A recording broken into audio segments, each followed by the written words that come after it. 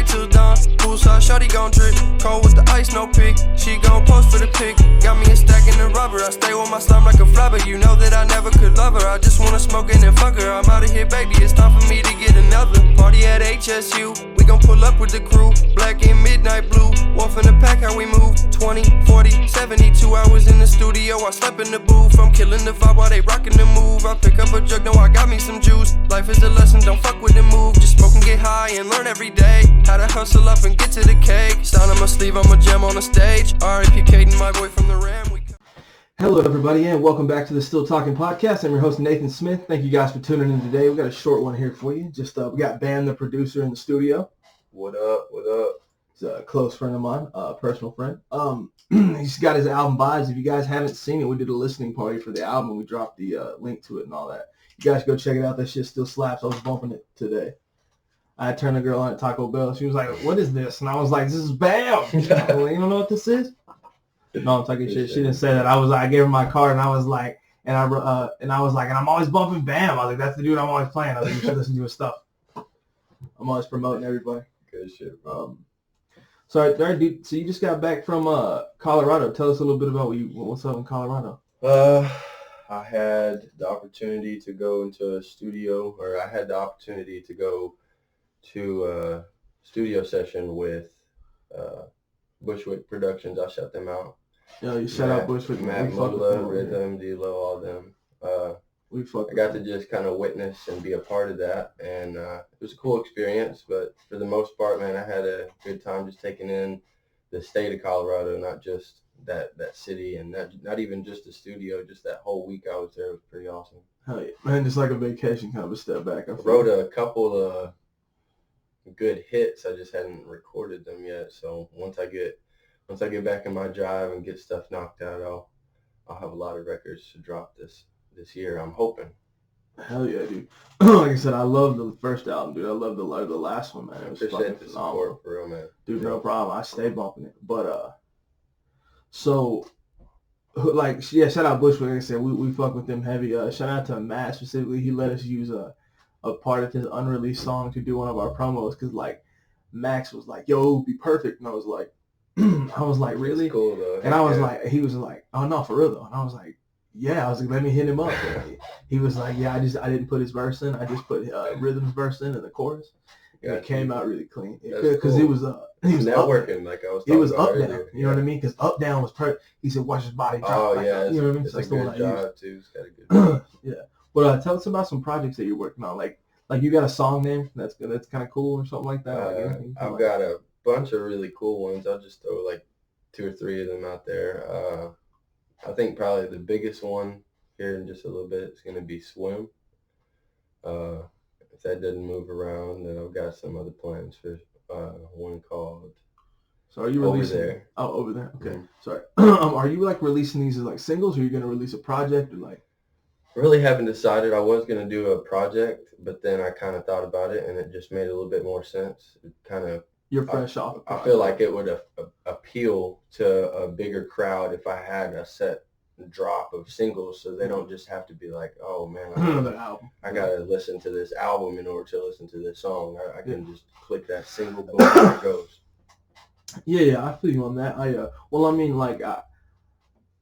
When you're coming fresh off an album, you know what I mean? Like you're putting like a whole lot of work into like a huge piece, and it's like then you can kind of put your all into just one single. Yeah, you know what I mean? For sure. Yeah, you can, exactly. I can focus more on the project in hand. Every aspect of the song. Yeah. Exactly. Because like on an album, you want everything to be perfect, and it's like, man, when you're just doing that one thing, and it's strenuous work when there's multiple.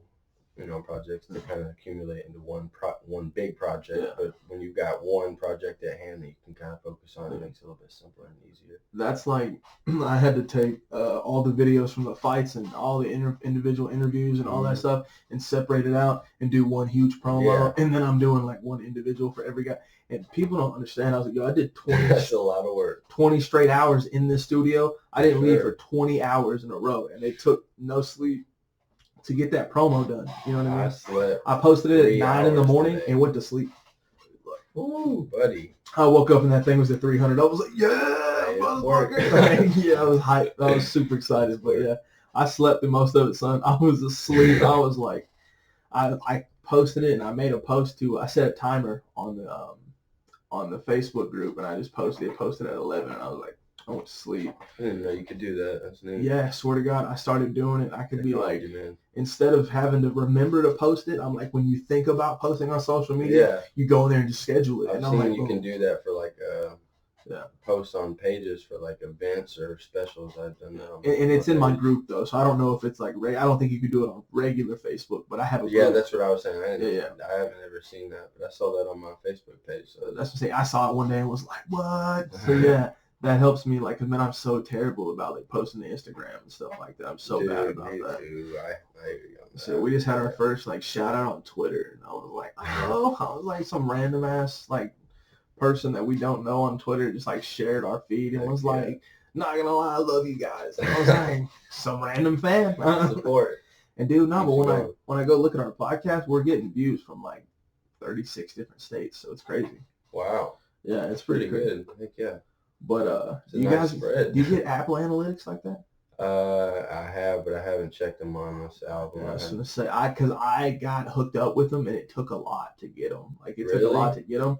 I got them through this company I went to. And I thought I was gonna like love the statistics and analytics, and I don't give a shit. Yeah, there's so much. It's pointless. Like one person listened in the Philippines, one person listened in Beijing. So I'm gonna hit you with a question. Mm-hmm. Who would you say your biggest influence is musically? Oh boy, probably Scott Storch. He is a producer / engineer, more producer though, and he kind of lived the same life that I live, not really the same lifestyle, because he had more money, so he had more lavish expenses that he could do whatever he wanted with, and but we had the same kind of pattern, we had the same kind of life that we grew, and we both attribute heavily towards piano at a young age and just kind of growing through that. So I really looked at him towards inspiration, not just for his piano, but for the way that he incorporates piano into everyday music. Like you wouldn't think, like I'll show you off the camera some crazy stuff before I leave, but it's cool stuff. And it's crazy too, and I like that. That's cool because people probably don't know, but like the one instrument that I learned how to play drums a little bit, guitar a little bit, but the one instrument I did learn how to play was piano. Like I don't know if I can do it anymore. Scott Storch is the GOAT, man. I look up to him. When I was in like 11th grade, I could still crack out a pretty good little keynote. Yeah. My grandma used to like always get me with that. She'd always be like, "You can play the piano." That's kind of where it starts with the grandparents. Well, because I mean, I don't know. I started playing keyboard one day, and I was just like, "Damn!" It was pretty cool. Like I just liked the beats. And, I've always kind of been interested in stuff like that. It just hasn't really. For sure. I'm just not good with that. But so let's hit this song real quick. Let's hear the song. Tell everybody what it is. Like what's going on with it. All right. It was just kind of a spur of the moment deal. It's a nice little beat I found. Found it on YouTube. It's not my beat. And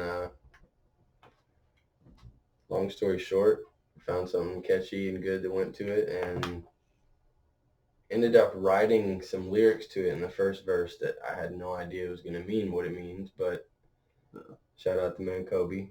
That boy, cold forever, but he's a legend in our hearts. That's going to ring, like that was forever.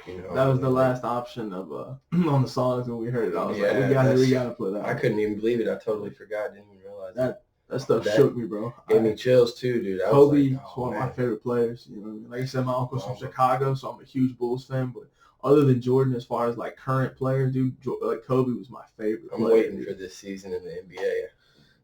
Everybody, I want Bronny to come back. Everybody's been saying that, like, it's all on them, and they gotta win. So, and I hope it's not too scary.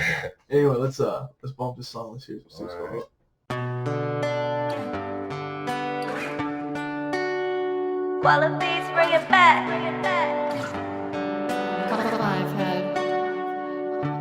I'm a joker, I'm a talker, I'm a smoker.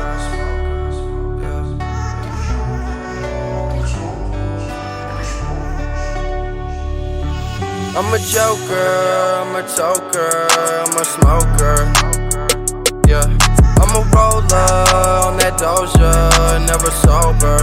Yeah, switching lanes, we back and forth, always in and out of court. Kobe ballin' like the fourth, moving Yoda like the force. Smoking cookies in a Porsche, but it used to be the porch. I remember being poor, now we copping some Dior, yeah. Her and I get high, spark the gas and kill some time. Maybe sip a little wine, something for us to unwind. I don't even wanna dine, we can take it for the go. We gotta pick up the smoke, so baby just let me know, yeah. Gas on top of gas, yeah, we love it loud. Flying paper but no plane, we way up in the clouds. Like a menace on a mission, this is not for clout. I'm the one who brings the rain in the middle of the drought. I'm a joker, I'm a smoker, I'm a stoner. Yeah. No sunlight, up all night, never sober. Switching lanes, we back and forth, always in and out of court. Kobe ballin' like the fourth, moving Yoda like the force. Smoking cookies in a Porsche, but it used to be the porch. I remember being bored, now we copping some Dior, yeah. Kicks up on the dash, driver moving fast. We ain't gonna crash, but I'm not in last. You can't count the facts, I just want the cash. You can clean the glass, might turn on the flash. Hit me for the sticky, yeah, I'm mobile with the pack. Raise a glass for a toast to the realest in the room. I'll be ballin' till the tomb, I've been growing since the womb. You can catch me on the interstate, that money got me zoom. I'll be driving with the broom, sweeping state just like a broom, yeah. I'm a joker, I'm a toker, I'm a smoker. I'm a roller, I'm that Doja, never sober. Switching lanes, we back and forth, always in and out of court. Kobe ballin' like the fourth, moving Yoda like the force. Smoking cookies in the Porsche, but it used to be the porch. I remember being poor, now we copping some Dior, yeah. Couldn't catch me on the stage, cause I really want that cake, yeah.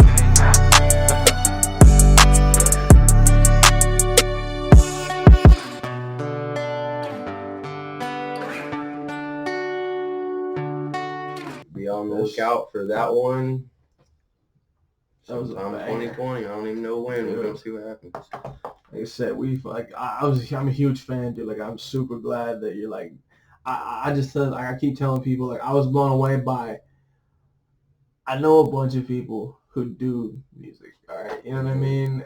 You're a music engineer. You don't do music. You're a music engineer. Yeah. I do music. You're a music, you know what I mean? If I do a music for somebody, I'm doing music. Yeah. You're a music engineer, man. And that's awesome. Like you said, there's layers, and I couldn't even start. Like, I have all the equipment, and like, bro, I've yet to even. Well, we just signed to do all these events and stuff for MMA, so we're experience and knowledge you're gonna gain. Yeah, I mean, it's gonna grow. It's like I have the software and stuff. Like, we're going to. It's just one of those things. Like, when this revenue stream like MMA opportunity popped up, and then it kind of like snowballed, and then everybody's like, "We'll pay you," and I was like, "All right, so we need to do this to get paid." Like. Because when I talked to the lady who did the stream service, she tells me that she does them all because she's the only one in the state that's capable. Like, and I was like, that's crazy. And, that's legit. Yeah, and she's telling me that I had a guy named Nathan Kirby who is Ashton Kirby's dad, one of the fighters. The guy that's got 4 belts I was telling you about off camera, the dude with 4 belts. Yeah, his dad owns Rock City MMA, and he was kind of pushing me to do more events, and I was like, man, this guy's hooking us up. You should hook up a little crew and get that going, dude. I did. That was what we're trying to do, and I was talking to her, and she was like, yeah. 10 years ago, I was talking to Nathan Kirby, and he pushed me into it, and all of a sudden, here I am. And she's like, and I was like, damn, I was like, I'm going to let him push me then. I was like, I'm going to let him push me right on in the door. So, what'd you guys do with Bushwick? What was going on up in Colorado? They had I don't know if I'm really allowed to speak too much on it, but they had a slot session. 2 different iterations, 2 different sessions. You don't have to drop any names. You could, like I said, we're cool with them. Well, I mean, I'll shout them out for sure because shout out the work they're doing. But I just didn't know if I was able to go into like where they went and how long they had. Oh yeah, no, yeah. You can just tell us like who was just like 2 different sessions with Matt Mula. He really had most of the absorbed time in the studio. He was the main person on the mic, and then they had Noah Millen. Oh my God! Shout him out. He's out in South or North Carolina. If he's watching this, he's already seen the other ones. I shout that motherfucker out all the time. I'm like, hey, bro, he's got bars for it. Dude. I don't know how old he is. I think I heard he was like 21, 22. Yeah. But shout him out for being in the position he's in and doing what he's doing, because he's got some good sound and good music moving on his own. You know what I'm saying? Shout out Noah Drake Millen, but I'm trying to get him on. I hit him up. I think they said if he swings down this way soon, they're gonna get him on. But he's cold, dude. He really is. I saw his freestyle. Like they were just like, "Yo, start freestyling." And he was like driving down the highway. And he was just like, and I was like, cold. Insane. So yeah, thank you for stopping by, my guy. Thank you for chopping it up. Thanks. If anybody supports me, support him, because we a movement. It's a teamwork. It's a movement, teamwork.